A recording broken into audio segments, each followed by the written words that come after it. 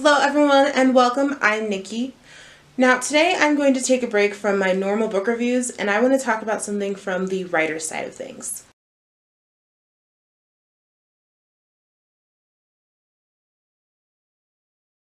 Most of us have probably heard that old adage, the devil's in the details. And that could not be more true than it is for creative writers. Too much detail and your story just starts to drag. Not enough detail and it starts to get boring. Our job as writers is to provide just enough to paint the picture for the reader to fill in the gaps with their imagination.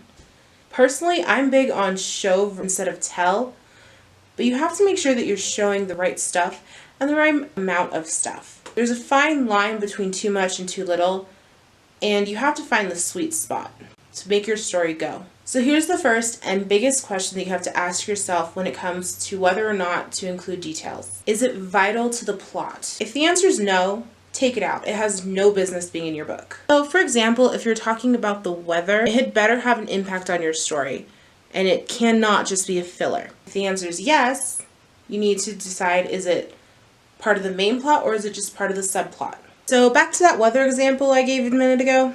If your story revolves around some kind of gigantic rainstorm or natural event, then describe the hell out of it. Talk about, the thunder, the lightning, how fat are the raindrops. Paint a really vivid picture. If something like the rain is just a catalyst for a plot point, you don't need quite as much. A sentence or two would be just fine versus, a page or so. So the next question, is it vital to your character? If it's not, you know what to do. Cut that out. If yes, is this really the best spot for these details? You don't have to describe things like your main character's hair color every time you mention them. But it's nice to throw in a few adjectives every now and again just so that your reader remembers who you're talking about. If you describe everything about this character right from the get-go, maybe you can spread things out a little bit. If descriptions and details can be separated or moved, it's okay to scatter them throughout the story. So for my current work in progress, when I talk about my main character for the very first time, I talk about her hair color, the length, I talk about her eyes, I talk about her skin tone. But I don't talk about her face shape or her fashion sense or even her body type until later in the story when it becomes a little more relevant. So if certain details and descriptions are vital to your character, is it a main character or is it a sub-character? Are we talking about your MC's love interest or some random person that we see for about a chapter? If it's someone that your reader really needs to get to know and connect with, you definitely want to include a lot more detail. If they're in there for one scene, or if they have a lot less impact, you really only need the basics. So the third question you have to ask yourself is, does this plot or description make my reader feel what I'm trying to convey? No? Yank that sucker out. If yes, then you're on the right track. A few weeks ago I did a review on Mona Ingram's Loving from Afar.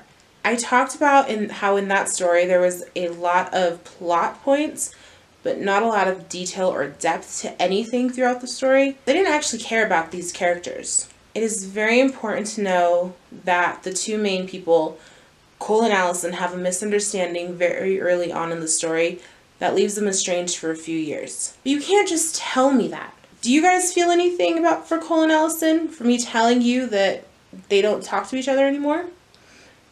No! Describe how they feel about this situation. How do they act? Do they try to make things work with each other? These types of important details were not included in that story. So I didn't empathize with either one. They actually both kind of annoyed me. However, on the flip side of that, I also didn't need an entire paragraph from some random third party talking about how this estrangement makes them feel. They aren't the main focus of the story, so why do I care what they're thinking?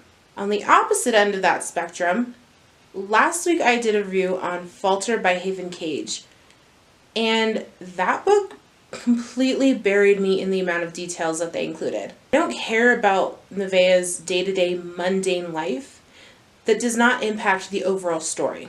I got like 9 chapters into that book before anything really relevant started to happen. If I wasn't so stubborn, I would not have even gotten to that point just because it got so long and just so boring in the amount of description. For both of these examples, the authors focused on the wrong set of details for me to actually enjoy the books.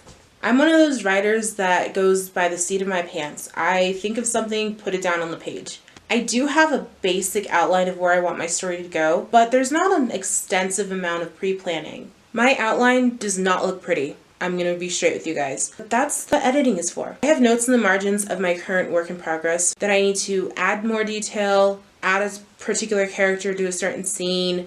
Some of my notes are for making sure these details are actually relevant still, that I didn't change something halfway through, and just to make sure things still flow from the start of my novel through the end. I know a good chunk of my writing is going to get chopped because it's too much detail, irrelevant, whatever, but that is okay. I want people to feel connected with my writing. I want it to have an impact, and if that means that several thousand words that I've worked very hard on are going to get cut, I'm okay with that. Don't just throw in some random plot line or detail or description just because you're trying to reach a word count. We can all tell when you do that. Beta readers and critique partners are going to be your best line of defense against too much or too little detail. They will tell you when things don't make sense. They get convoluted when things don't have enough depth. These people do what they do for a reason.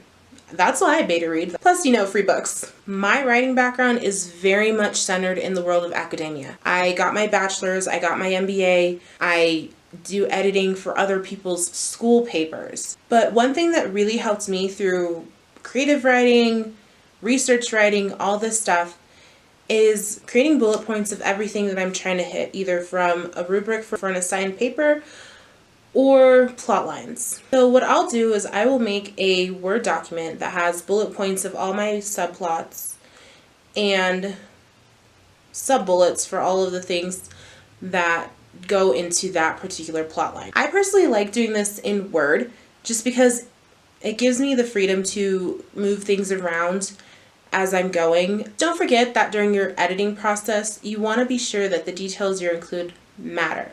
Alright, so that is all I have for you guys today. Thank you so much for joining me today, and I really hope you guys enjoyed my thoughts on details and descriptions. If so, don't forget to follow me on social media. I'm on Facebook, Instagram, and Twitter. Links are going to be listed below in the description. And I post new videos on Mondays, so go ahead and subscribe and ring the little bell down below, and I will see you all later. Bye!